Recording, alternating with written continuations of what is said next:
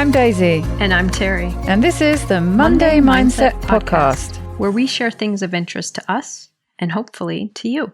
So let's get started with episode number 129. So this week we thought we'd do something different, one of our pause and reflect, or just sort of discuss some other things. We were throwing around some ideas about what to talk about, and I certainly felt like I'd sort of already done quite a bit of reflecting and repeating of things that we've been talking about, so that didn't seem like the best kind of episode. So we thought we'd have one of those episodes where we talk about some other things we've been listening to or watching or reading or whatever that aren't really related to the kind of things that we normally talk about necessarily. So maybe you want to kick us off, Terri? Well, Daisy, I was thinking about what other things have I been paying attention to besides the podcast that I've been sharing with you. And I certainly have gotten back into doing jigsaw puzzles. So jigsaw puzzles require something to listen to or something to have on in the background. I've been doing more jigsaw puzzles. Nice. I got obsessed with them and I had to completely stop.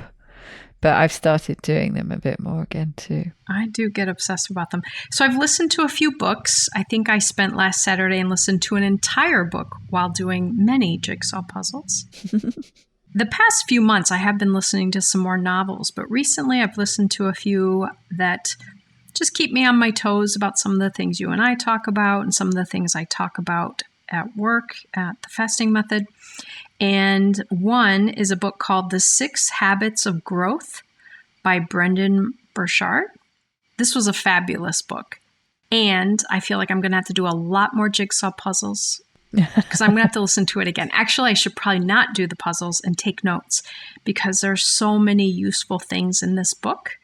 Sounds like something you need to share with us in more detail on some episodes coming up. Or maybe, if it's that good, we could do what we did with Brene Brown's book. It's possible.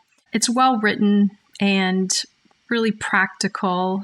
And I'm very aware I can't tell you all that much about it because I was so focused on doing my jigsaw puzzles that I don't know exactly what was in there. But I also listened to it while I was driving another time when I can't take notes. So it's definitely a book I need to listen to when I can take some notes and go back to implementing these things. And then this weekend, I started listening to another one, a little more applicable again to kind of my work. And it's called The Confidence Gap. And it's all written about a therapeutic strategy called ACT. Oh yes, that does sound familiar. I can remember when I was researching different techniques when I was looking for a counsellor, and I seem to remember that came up as something that appealed to me, but I can't for the life of me remember what it stands for. Just a second, I'll tell you. I've got to Google it too. So ACT, Daisy, stands for Acceptance and Commitment Therapy.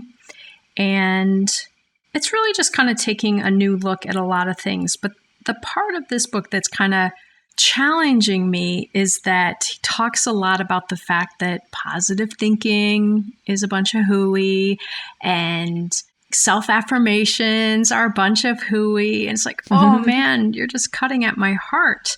But there is some really good stuff in this book. So I may have some more to report on that at some point. Those are the two kind of more intellectual books I've been listening to recently. And I went through several short entries and then a book by Mindy Kaling, who was on The Office. Do you know who I'm talking about? Kind of sounds familiar, but I don't think I know her, and I don't know either of those programs either. So I didn't even watch the British version of The Office. Well, I hated the show The Office, but she had a show on for a while. I think it was just called The Mindy Kaling Show. And I do like her, so I've been listening to some of her writing, and she's humorous and, talks about kind of interesting things in life. And then a book that, I don't know if you and I talked about this, but this was probably this summer that I listened to this one, maybe back a little further than that. But it's a book called No Bad Parts, and it is by Richard Schwartz. Ah, of course. Yes, yes, yes. I was going to say, I'm thinking that sounds familiar. Hold on a minute. Let me just reach up here. Yes, there you have it. Show you the actual book that I have there. I haven't actually read it yet, but I have read his other book. He, of course, is the guy who came up with internal family systems, which is, as I've mentioned before, the type of therapy that my counsellor used.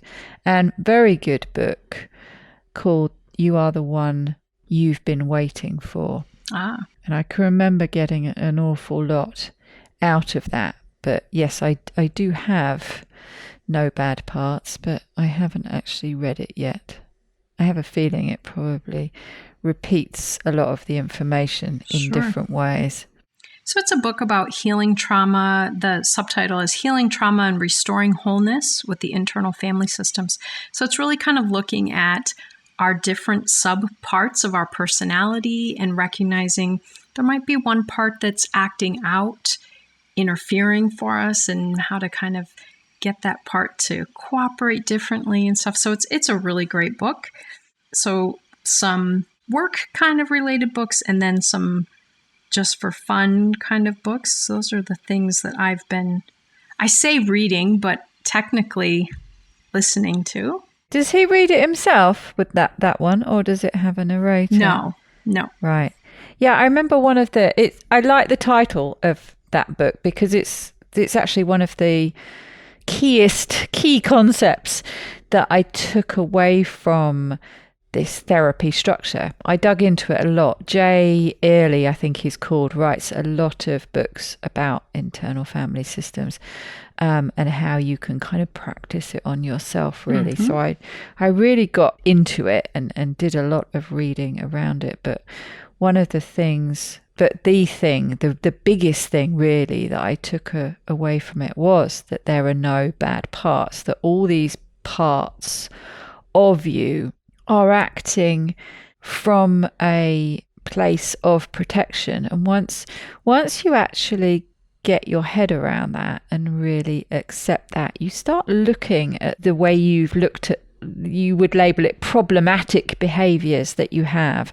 You start looking at them in a different light, from a different perspective. And I often am reminded of the things I've learned from this structure. And funnily enough, I was just thinking about it the other day I think I've mentioned to you that I had that really bad episode following eating some gluten, eating a bagel. And I sort of put everything on that. But when I was thinking about it the other day, yes, that probably was a big part of it. But I think I'm also one of these people that reacts to too much sort of social connection and stimulation. I am a real introvert. And I think there is a thing where, although we very much enjoy social interaction, it sort of can be a bit too much. And it's a bit like having a massive sugar spike that you have to have that drop afterwards. And I started thinking, I wonder if I have a bit of a reaction to when I sort of get overstimulated socially. Mm-hmm. That part of me, I can remember my counsellor saying to me, start thinking about depression as a part and think about how it might be protecting you. How is it causing you to behave in such a way that this is actually a protective mechanism? And so I was starting to think about that the other day, and I wondered if it was your body saying, hey, this is like overstimulated, I feel too anxious, I feel too, something that I need to depress you. I need to get you to stay at home on your own, hide away, recharge your batteries. And this is the big thing that he talks about, as you know, with the parts. The problem is they start from a place of protection, but they just go a bit too far. And that's when it becomes problematic. It turns into addictive tendencies or what have you. So that could be where that starting into depression is actually coming from a protective place, but it just goes a bit wrong. So sometimes it's just interesting. I start thinking, I wonder if it's a bit more, like that, and start looking at some of these things that I'm thinking, God, this is a really bad place to be in. I don't like feeling like this, but it just really encourages me to look at it from a slightly different direction. Yeah, helping yourself to kind of see it as, what role might this be serving for me? Yeah. Besides it being a negative role. And then maybe in this example, how can I accept that without getting stuck in it? Yes, exactly. Because then hopefully the result of that is that you come back out of it a lot faster. So that's what I've been listening to as far as reading stuff. How about you? I think you've said some novels. Well, what has been my thing is just binging various sort of trashy thriller novels, really. But I've got a little bit out of the habit of that, mostly because I've exhausted most of the content that is in the sort of Audible Plus catalogue. I think I've listened to all the decent ones, and I was really getting to the dregs and starting to think, actually, these are really bad now. You're going to have to switch to something else or get even more credits to buy some decent ones. But a couple of things I've been reminded of this week. I haven't been swimming much for various reasons. It's not been very nice weather. The sea's been very rough, because there's been lots of rain. There's been lots of sewage dumping. The builders have been around. It's been really difficult to dry my gear. There's just been all sorts of reasons why I haven't been much at all. And I've spoken before about all the benefits, I would get from my regular every morning dip in the sea, especially as the water's starting to get a little bit colder. So I knew this weekend was going to be nice weather, so I was determined to get back in the sea. And so I have been in both this morning and yesterday morning. And as you know, I have been very stressed out with builders, or more accurately, plasterers. This week, it's been a lot of stress, a lot of headaches. So I got in the sea yesterday, and it's still not particularly cold. It must be a good 14 or 15 degrees, but it's noticeably a little bit colder. And I came out, and gosh, although it didn't last all day, I was really reminded of the reset that it gives me.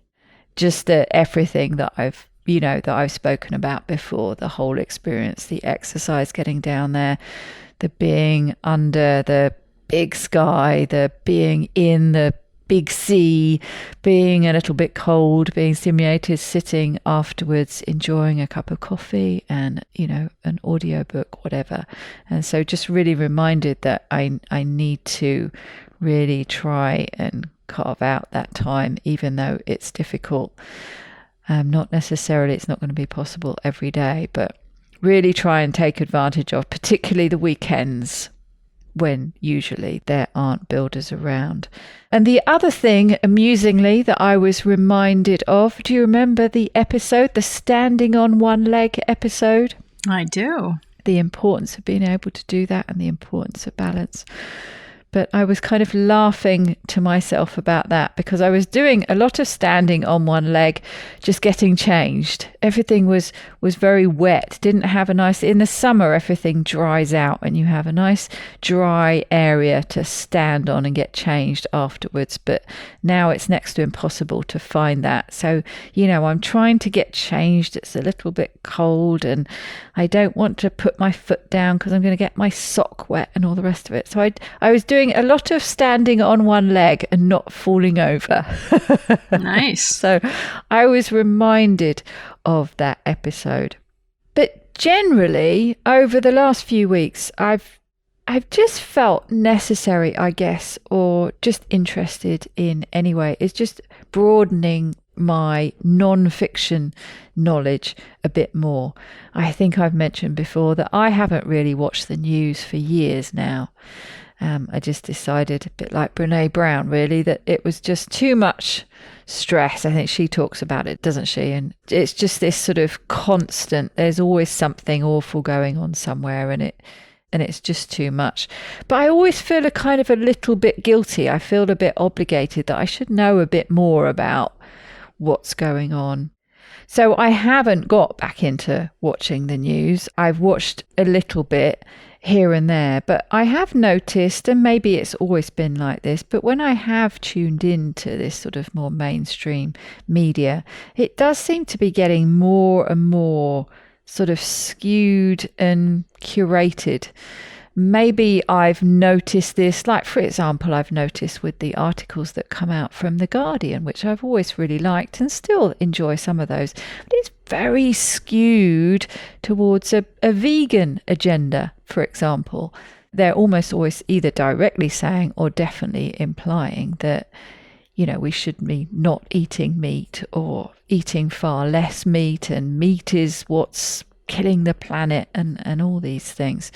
So I've just become a bit more aware of that. So I've been looking for some other places to get some information. I've been watching some interesting things on YouTube about regenerative farming, for example. Been watching some interesting videos about that. I've been tuning back into John Campbell, his videos. I don't know if you've ever come across him.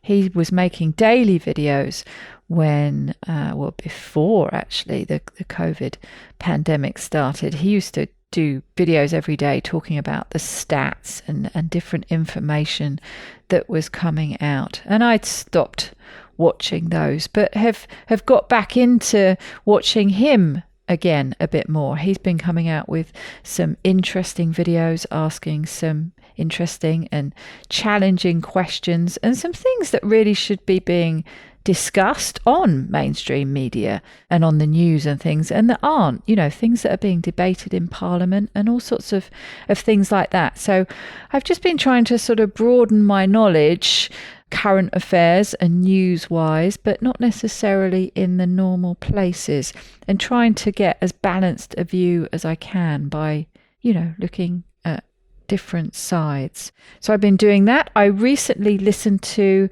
The Vegetarian Myth by Leah Keith, which I found extremely interesting. I'd resisted it for years, thinking it was going to be a bit vegan, vegetarian bashing, actually. So funnily enough, being somebody who eats very much not that way, I've always very much sort of resisted having a go at the vegans.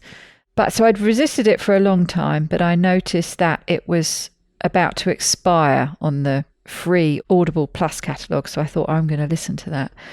Very, very interesting. I really, really enjoyed her perspective. I liked the fact it was a little bit like, it reminded me of James Nestor's book, Breath. Is it Breath or Breathe? All about the importance of nasal breathing. And I really liked his perspective because he came at it very much from a cynical point of view. And she was similar in that she was a staunch vegetarian and would still like to be a vegetarian, but went through all the arguments and really dug into the science about it, dug into all the facts about climate change and everything in a lot of detail, and came to the conclusion that she just couldn't be. If she was interested in protecting the planet as much as she could, she couldn't be a vegetarian. So I found that fascinating. Didn't she also suffer some irreparable damage? Yes. From all of the years of her previous eating, just from deficiencies in certain nutrients and things. That stood out to me about her. Yes, actually some really quite severe damage. But very, very interesting book, and does get pretty militant towards the end about her top 3 things that actually will save the planet. What I have a lot of respect for her for is that she is really living, breathing everything she preaches. Everything she lays out, these are the things that we can really do to help. And she's doing all of them. She hasn't had children. She doesn't have a car. And she grows her own food. And that includes growing animals to eat, basically. So very, very interesting. I enjoyed that, especially, like I say, because I resisted it for so long. I heard her on a podcast one time, which originally got me interested. But one of the podcasts that I listened to her on was, I'm not even going to think of the name of it, Body Confidential something. Gosh, I can't think of the name of it. With the guy who does no sugar, no grain, or no grain, no sugar, whatever his thing is.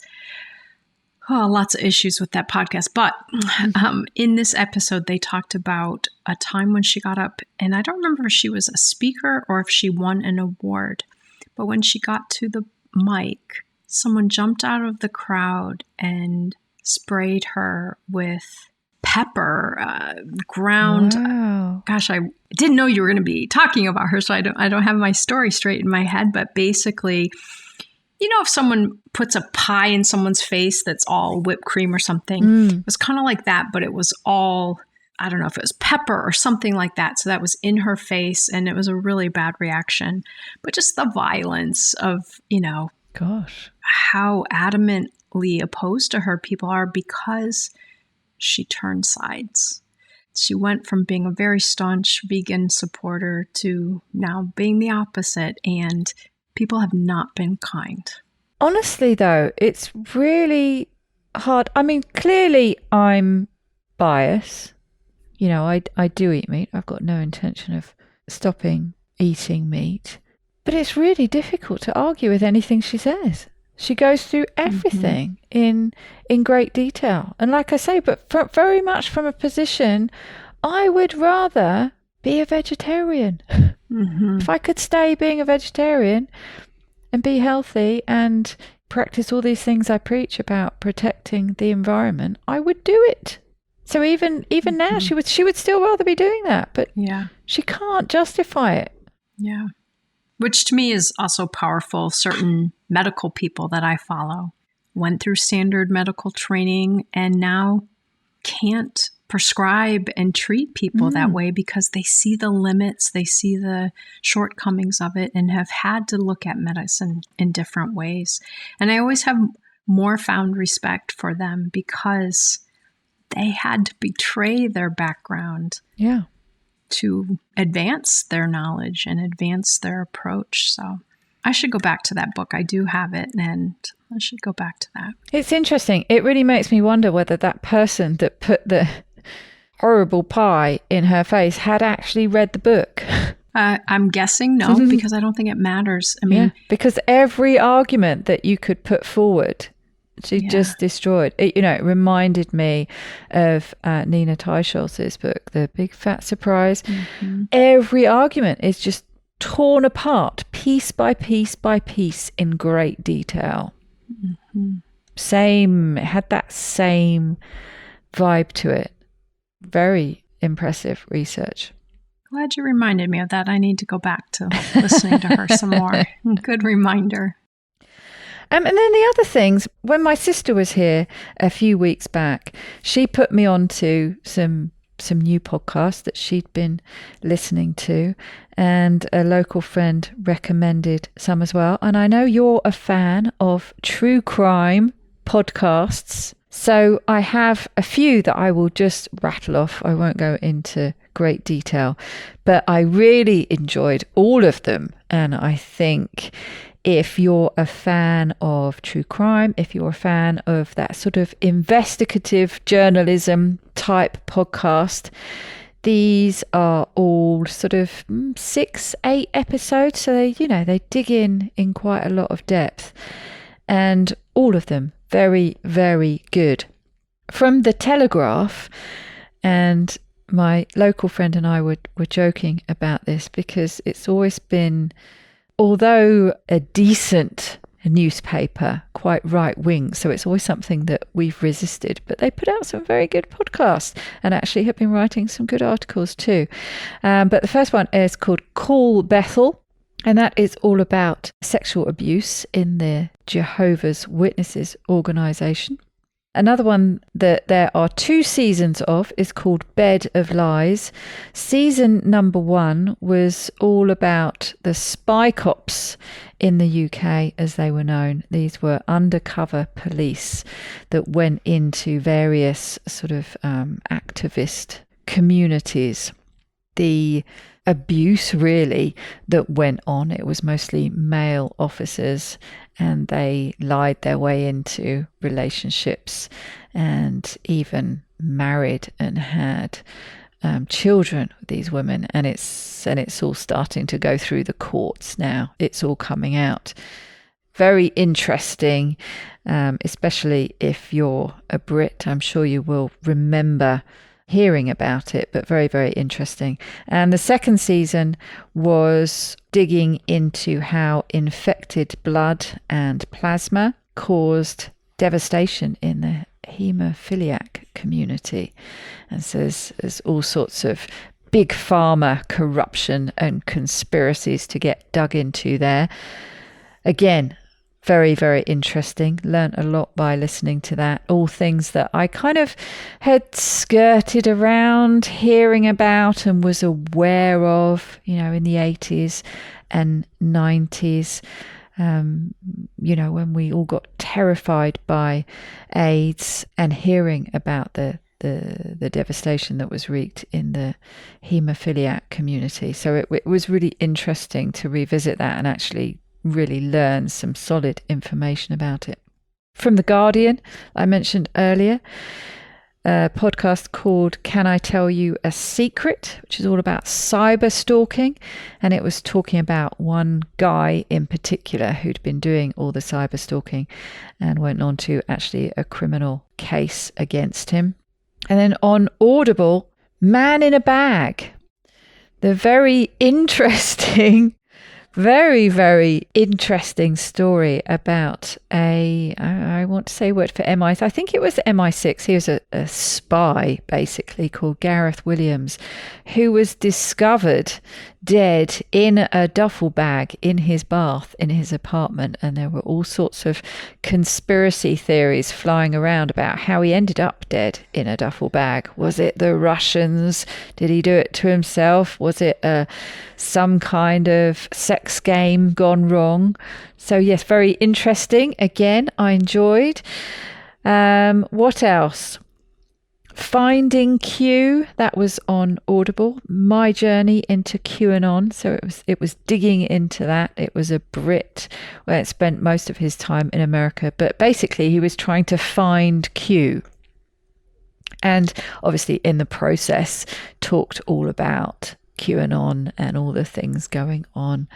And last but not least, and I've just finished this series, it was called Edge of Reality, and it's all about reality TV and the surprising and appalling number of suicides that have been associated with reality TV, whether it is contestants or people who work for it in the production, or people like Caroline Flack, who presented Love Island. So they were talking about various different stories about that, but again, really digging into the corruption really that goes on and the terrible manipulation of vulnerable people. So there you go, all sorts of interesting podcasts. I think some of those might just tickle your fancy. Oh, and one I forgot, which is I think the one I started with, West Cork, which was all about a French woman who was murdered by, well, they're not entirely sure by whom in West Cork, but the podcast digs into the guy who was the main suspect who still lives in the area, and the podcast was really delving into whether they thought he did it or not. So that was another very, very interesting one. And it was my local friend who told me about that one, and she comes from that area, so she had the sort of local knowledge and gossip about it. Gotta love that. Well, I watched a show about QAnon. I'm not sure if it was the same one that you followed a podcast of, but scary. Another show that I watched on going into the true crime, real life kind of thing was on Netflix called The Vatican Girl. And this was about a young girl that was kidnapped in 1983 in the Vatican. Huh.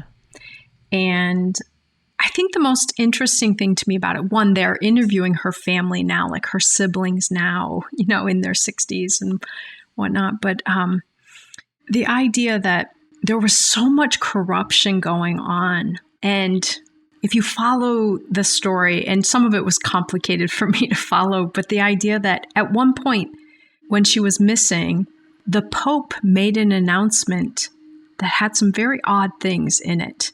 And so then there was all of this conspiracy theory kind of, investigation going on. Like, was the Pope involved? Was this about money laundering? And it goes into all of these details. It was amazing. So, if you don't mind rattling your belief system about a system like that, it was interesting. That sounds good. I quite like these when they use the sort of the conspiracy angle as a vehicle to keep your interest, but they gradually dig into all the different sort of conspiracy ideas and either find some truth in them or disprove them. It's a good structure, I think, for a lot of these things, especially if so much conspiracy is involved in it all anyway. Absolutely. Is it wackadoodle, or is there actually some truth behind it? Right. And then there was another one that I just watched maybe last weekend. This one was on Hulu, and it's called God Forbid, and it is a sex scandal involving a pool boy and Jerry Falwell and his decline. Not something I knew much about. I don't know who that is. I'm guessing American listeners will know who that is. His father was a minister that was very well-known. When I was growing up, Sunday morning, you could watch him on TV. Right, okay. Actually broadcast his sermons. But his son was the president of Liberty University, which is a Christian university in Virginia. And I'm just telling you, this story is amazingly kind of scary because it gets into a lot of the political stuff with the Christian right and recent politicians and presidents. So, that does sound interesting. The other one I watched, Daisy, I have to admit, I fell asleep. So I'm not a really good critic of this one, but the fact that I fell asleep probably tells you something. But it was an HBO show called The Lady and the Dale.